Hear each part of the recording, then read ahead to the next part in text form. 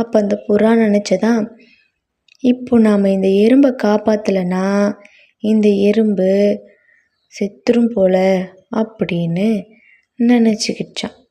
சரி, என்ன பண்ணலாம் அப்படின்னு யோசிச்சான் அந்த புறா. இந்த மரத்தில் இருக்க ஒரு இலையை பிச்சு போடலாம் அப்படின்னு அதுக்கு தோணுச்சான்.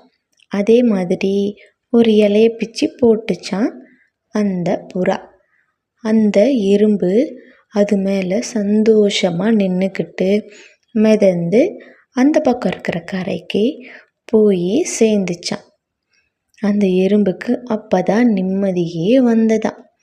அதுக்கப்புறமா அந்த எறும்பு அந்த புறா கிட்ட ரொம்ப ரொம்ப நன்றி புறான்னா, நீங்கள் காப்பாற்றிட்டீங்க, நான் கூட ரொம்ப பயந்தே போயிட்டேன் அப்படின்னு அந்த எறும்பு புறா கிட்ட சொல்லிச்சான். பரவாயில்ல எறும்பு தம்பி அப்படின்னு சொல்லிட்டு அந்த புறாவும் அங்கே இருந்து கிளம்பி போயிடுச்சான்.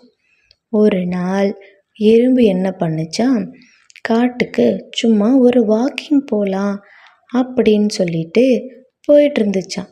இங்கே எங்கேயாவது உணவு கிடைச்சா சேர்த்து வைக்கலாம் அப்படின்னு அது நினச்சிக்கிட்டு போச்சான்.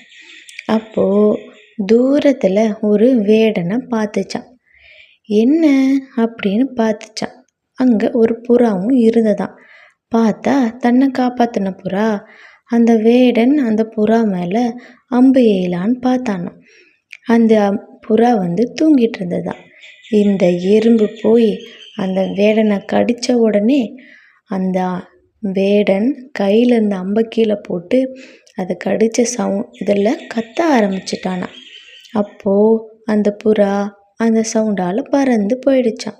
அதுக்கப்புறமா அந்த புறா எறும்புக்கிட்ட, ரொம்ப நன்றி எறும்பு, அன்னைக்கு நான் உன் உயிரை காப்பாற்றினேன், இன்னைக்கு நீ என்னோடய உயிரை காப்பாற்றிட்ட, ரொம்ப ரொம்ப நன்றி, உன்னால தான் நான் பொழைச்சேன், வேடங்கிட்ட மாட்டியிருந்தா என்னை கொன்னுட்ருப்பான் அப்படின்னு அந்த புறா எறும்புக்கிட்ட சொல்லிச்சான். நீ தான் சின்னது, உன் மனசு பெருசு.